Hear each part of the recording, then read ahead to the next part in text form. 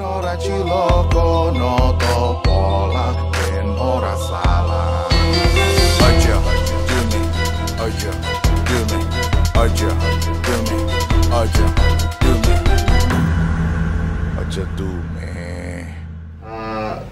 Ciri-ciri untuk memasuki suatu kondisi, suatu tempat gaib itu memang selalu diawali dengan ada pohon yang seperti itu. Jadi kondisinya aku pernah mengalami ini 2 kali lah mas. Cuman daerahnya bukan di Jawa Tengah, tapi daerahnya di Jawa Barat. Itu di mendekati Dago Pakar gitu, aku ingat banget. Terus sempat salah jalan gitu. Jadi sama juga. Jadi ceritanya tuh tiba-tiba ada pohon yang seperti kayak masuk terowongan, kita masuk, terus tiba-tiba aku muncul di atas gunung gitu, yang gunungnya tuh bentuknya muter gitu. Kita bingung kan, kok ini jalan jelek juga, jalan jelek gitu. Bingung tuh, mungkin nanti bisa aku share orang-orangnya. Jadi saksinya ada banyak, Pak. Itu ada di mobilku itu ada 5 orang yang mengalami itu, dan kita mesti untuk balik. Udah balik mundur, karena di depan ada tiba-tiba ada andong Keren. di atas gunung itu. Tiba-tiba ada andong jelas yang nutupin jalan, kita nggak bisa lewat. Kita mundur terus akhirnya pulang. Jalannya juga beda, nggak ada gini juga gitu, nggak ada. Cuma kita balik, udah akhirnya pulang ke kota Bandung lagi gitu. Kalau dari Mas Sigit sebenarnya apa? Mas Sigit kan juga merasa satu dua hal, mungkin ada yang belum diceritain ke aku nih. Iya, jadi Gimana? pas di kondisi itu pilihannya cuma gue nenangin di belakang atau nyetir nemenin di drive. Karena kan itu kondisinya lagi enak banget nih buat berdoa dan segala macam gitu kan. Makanya pas gue lihat di Google Map, di jalannya ngeliatin mapnya dia di jalur, sedangkan di Google Map gue nggak ada jalurnya gitu, gue milih untuk ya berdoa aja gitu. Karena ya syukurnya kan kita nggak disesatkan atau nggak ya ibarat kata pas kalian pada fokus lurus di depan gitu, gue di belakang gitu, gue lihat kanan kiri itu pemakaman ya gue mendoakan aja yang di makam itu semua, fokus ke situ aja gitu, bahwa saya di sini juga bagian dari, ya anggapnya bagian, gue bicara sendiri mungkin dalam tanda kutip, ketika di akhir pemakaman lu lurus aja lo kayak nggak sadar gitu kan, itu gue cuma bilang kalau gue di sini juga mungkin ini bagian dari proses ziarah gue juga, jadi ya gue bersyukur bisa menziarahi kalian ada di sini juga gitu. Jadi sekalian lo doain tuh mas ya, karena ya bersyukur ada, kemarin kita habis ziarah dari sini, kita sekarang lihat pemakaman yang luas gitu, terus ya mungkin ini juga gue juga termasuk, ini juga bagian dari penjarahan gue juga gitu. Positif ya. Kan kalau gue ngomong kan nanti lo kisruh. Nah, karena sebenarnya kalau atau mobil takut mogok atau apa, itu kan males ya kayak gitu ya. Gitu. Jadi sebenarnya kalau dunia spiritual memang nggak bisa lepas dari hal-hal begitu. Cuma menyikapi hal-hal seperti itu ya dengan apa ya, jangan tegang, jangan takut, ya positif aja, karena memang ini bagian dari kita juga gitu, makhluk-makhluk itu bagian dari kita ya. Kayak kamu nemuin binatang kucing, binatang anjing gitu, maksudnya ya mereka makhluk gitu, dan kita harus saling menghormati aja udah gitu. Dan sempet juga tuh tinggal di Dra, gue tidur tinggal di Dra, lalu dia pergi sama Kiki ya keluar, terus Oh iya, ini pas pulang. Ini cerita lain lagi ya. Pas pulang ini pulang tuh di rest area. ya gue antara melek sama antara tidur ya. Kondisi ini lah kondisi teta, trans lah ya. kondisi teta tuh. Teta. Itu kayak ada yang duduk di kap mobil gue, di jongkok tapi Di duduk perempuan di atas kap mobil gue. Perempuan Sambil goyang-goyang itu. Sambil goyang-goyang dia gini. Tapi kap mobil gue nggak goyang, dia goyang-goyang. Oh, dia di kap apa di atasnya? Di kap mobil depan. Jadi kelihatan dong dulu ya di dalam. Sekarang aku di sini, kelihatan di situ kan aku di depan. Tapi aku cuma gitu doang. Oh, tidur lagi. Dan ternyata sinkron saat itu aku juga baru bangun. Emang itu tuh rest area kita udah pada teler lah. Udah teler, tapi aku sinkronnya adalah kita bertiga om. Cuman kok aku bisa ada ngasih kit. Aku ngerasa di si mobil tuh kayak berempat. Jadi padahal Kiki nggak ada. Aku yakin Kiki lagi toilet, ada kasih gate. Oh ada satu lagi. Berarti aku cabut nggak apa-apa nih. Aku bisa punya pikiran kayak gitu om. Aku nggak tahu. Sesampai di toilet itu wangi banget. Dan aku coba inget-inget wanginya itu seperti wangi Kamboja. Karena kamar mandi wangi itu biasa. Wanginya bunga banget itu aku jarang nemuin, kecuali di tempat-tempat yang emang misalnya tradisional banget atau gimana, emang di konsep gitu. Ini bukan wangi-wangi yang ada di market-market umum. Ini wangi bunga banget. Udah setelah itu, dan itu hari pulang Om. Hampir setelah kita udah sampai Bekasi, aku nyiumnya nggak hilang. Sampai aku terus ya ngerokok.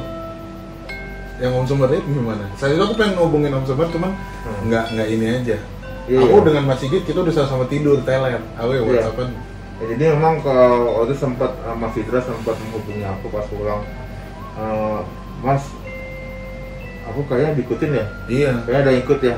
Maksudnya, cuman aku mencoba menenangkan. Maksudnya, Iya. Om nggak ini. enggak. Karena memang buat aku yang penting adalah bukan masalah kehadiran makhluknya, cuman yang penting diri kita sendiri jangan sampai terpengaruh dengan kedatangannya apa dengan kehadirannya gitu. Jadi ya udah gitu.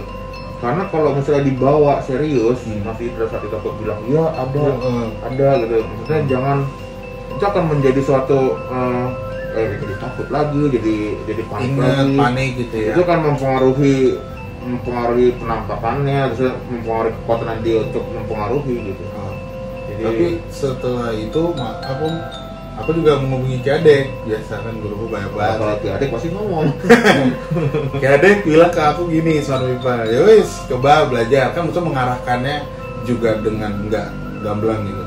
Coba fokus, tenangin diri, minum, atur nafas, gambarin. Boleh aku tunjukin? Boleh gambarnya. Nah, coba lihatin sini. Jadi kurang lebih seperti ini, Smart People. Iya benar. Kita yang ikut lo sampai sini ya. Sampai ke sini, sampai wanginya nyentreng Kak, nyentreng banget. Maksudnya aku ngerokok juga, kok ada, sampai aku nyalain rokok. Ini rokoknya apa? Emang ada wangi bunganya? Kayaknya enggak deh gitu. Cuman ya karena dengan, menurut aku sih alhamdulillah seimbang ya. Maksudnya dari Kasih juga aman, netral, Om Semar juga netral ya. Dengan adanya Ki Adek juga menjawab kekepoan aku gitu kan, aku masih ada kepoan, jadi netral, jadi tidak terlalu bagaimana gitu. Itu sih sekedar cerita dari kita. Mungkin ada lagi nggak sih Mas Sigit? Cuma kemarin pas jalan gitu ya, sedikit rasa gitu ya, berbagi aja ya. Kita udah banyak kita banyak sih ya, acara jalan tuh banyak banget ya, ke makam kiai bagus juga gitu, makam sunan bagus juga gitu.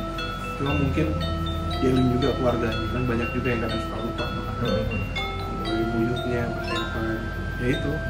Dan kalau untuk pembelajaran sejarah gitu ya, alangkah bagusnya juga kita memperkenalkan ke ponakan, ke anak, ke istri, ke orang yang kita kenal. Setiap kita berkunjung ke tempat-tempat bersejarah untuk memperkenalkan mereka, ya rasa cinta juga sama Nusantaranya yang hebat, Nusantaranya yang hebat, memperkenalkan. Tapi gue dulu punya kisah lucu juga sih.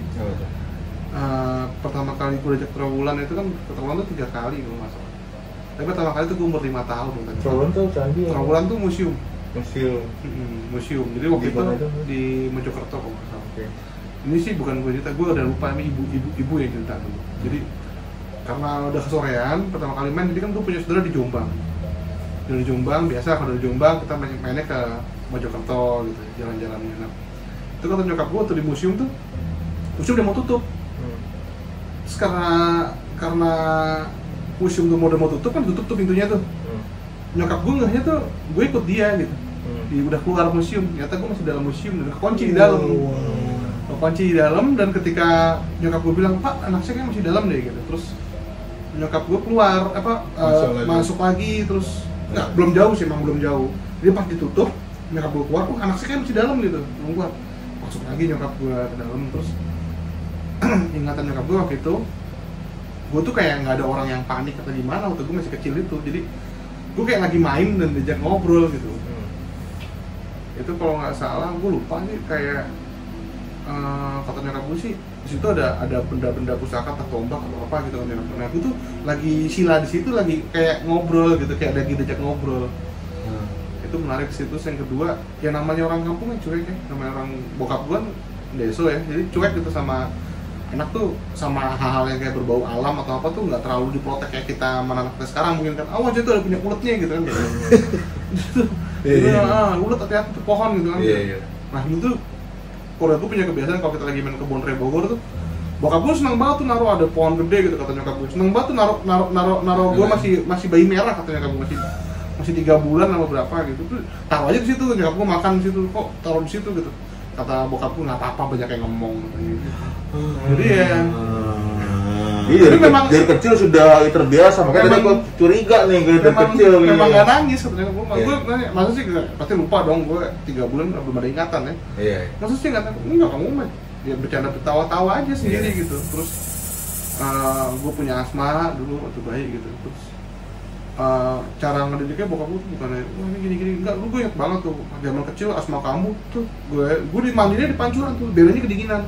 Ingat gak pancuran yang gue bawa keluar dari itu, terus kita main air mancur lah ya waktu itu, air mancur bukan pancuran aja, kayak buat ambil wudhu gitu buat irigasi juga, buat segala macam gitu, buat ambil wudhu sih. Dulu kan bokapnya kakek gue punya musola di situ, jadi tempat wudhunya tuh bukan keran gitu, buat wudhunya air ngocor terus gitu ya.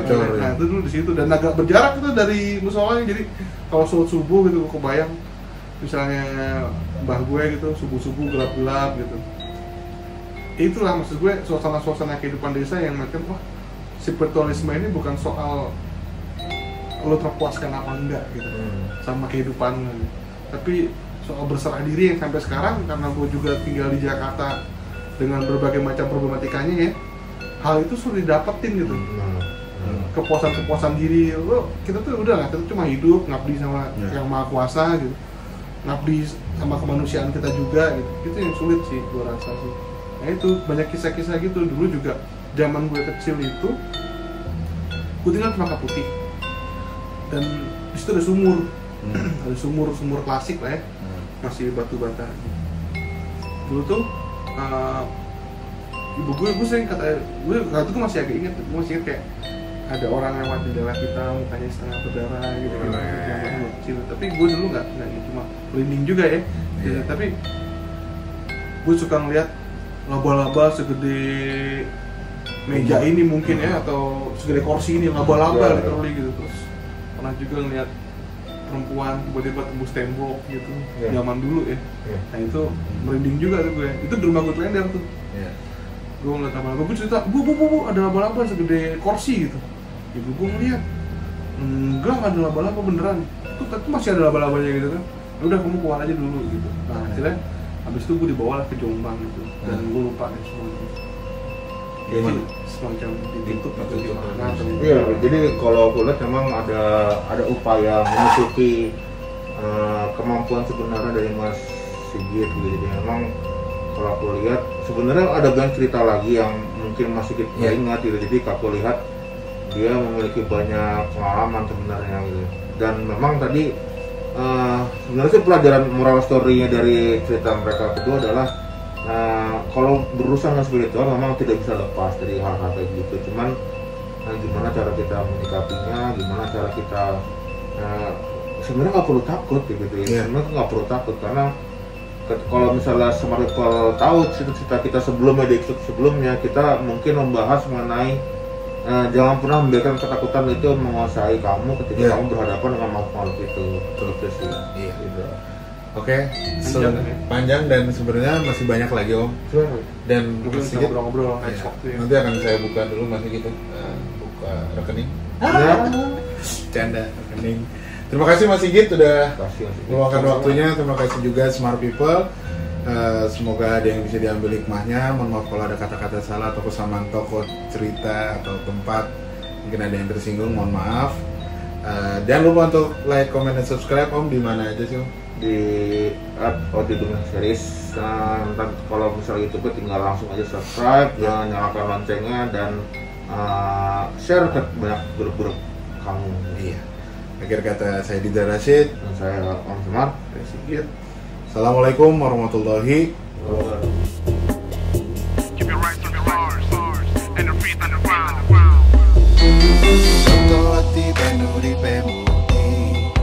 Noto lihat dan ora kualat, noto marso ben ora ciloko noto pola ben ora salah. Aja do me, aja do me, aja do me, aja do me, aja do me.